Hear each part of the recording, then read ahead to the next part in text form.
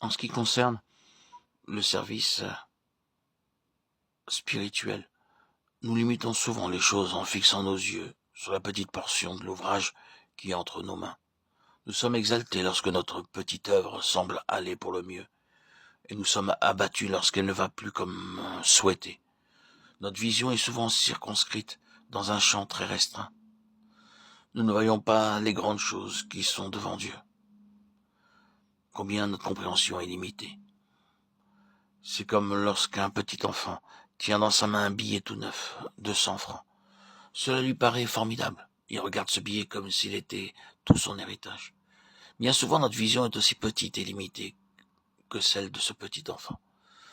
Nous ne voyons pas le tout ni l'éternel. Cependant, nous devons connaître ce que Dieu voit d'éternité en éternité. À moins qu'il n'ouvre nos yeux, nous resterons des gens petits avec une petite vision des choses spirituelles. Combien l'homme est petit.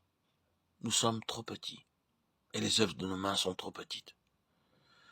Dieu désire nous faire sortir de cet espace étriqué, pour que nous puissions voir et connaître en expérience.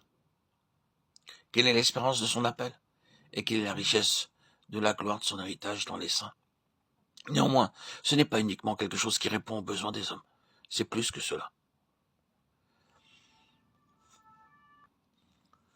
C'est quelque chose qui concerne le besoin de Dieu.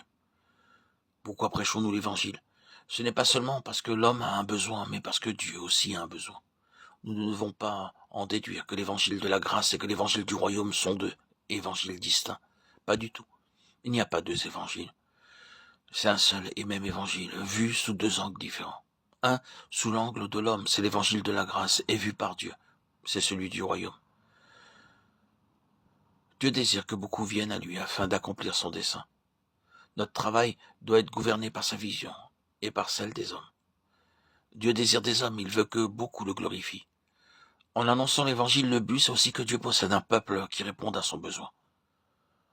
Les enfants de Dieu ont donc besoin de vision, cette vision éternelle. Cette vision transformera nos œuvres, nos conceptions et même notre vie chrétienne.